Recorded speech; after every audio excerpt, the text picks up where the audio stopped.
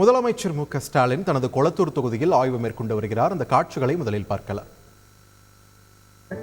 குறைந்த மின்னழுத்தம், மின்தடை ஆகியவற்றையும் முழுமையாக நிவர்த்தி செய்து சீரான மின்சாரம் விநியோகம் செய்யும் வகையில் 18,000 சதுர அடி நிலப்பரப்பில் 110 கோடி திட்ட மதிப்பீட்டில் கணேஷ் நகர் பகுதியில் 230 கீழ் 33 கிலோவாட் வளிமக்காப்பு துணை மின் நிலையம் அமைக்க கடந்த 13/5/2023 அன்று மாண்புமிகு தமிழ்நாடு முதலமைச்சர் அவர்களின் திரு கரங்களால் அடிக்கல் நாட்டப்பட்டு அவர் தம் தொடர் கண்காணிப்பில் பணிகள் முடித்துவிடப்பட்டு தற்போது சுமார் 70% பணிகள் நிறைவடைந்துள்ளன. இந்த துணை மின் நிலையம் கொளத்தூர், பெரியார் நகர். தொடர்ந்து கூடுதல் விவரங்களை எமது செய்தியாளர் பாஸ்கரனிடம் கேட்கலாம். பாஸ்கர், வணக்கம்.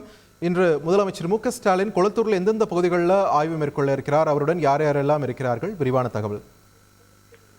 கொளத்தூர் தொகுதிக்கு உட்பட்ட பகுதிகளில் 8,45,50,000 ரூபாய் செலவுல முடிவிட்டிருக்கக்கூடிய திட்டப் பணிகளை திறந்து வைக்கிறார்.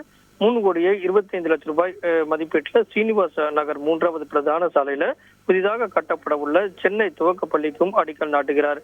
வீனஸ் நகர்ல முதலாவதாக வருகை தந்து அமைக்கப்பட்டிருக்கக்கூடிய கழிவுநீர் மற்றும் வெளியேற்று நிலையத்தினுடைய செயல்பாடுகளையும், சென்னை பெருநகர் வளர்ச்சி குடும்பத்தின் சார்பில் கட்டப்பட்டு வரக்கூடிய நவீன சந்தை, தனியாச்சலம் கால்வாயினுடைய அகலப்படுத்தப்படக்கூடிய மேம்பாட்டு பணிகளையும் தற்போது பார்வையிட்டு வருகிறார். இந்த வடசென்னை வளர்ச்சி திட்டத்தின் கீழே ஒரு 230 மெகாவாட் கொண்ட துணை மின் நிலையம் அமைப்பதற்கு உண்டான பணிகள் தான் நடைபெற்று வருகிறது.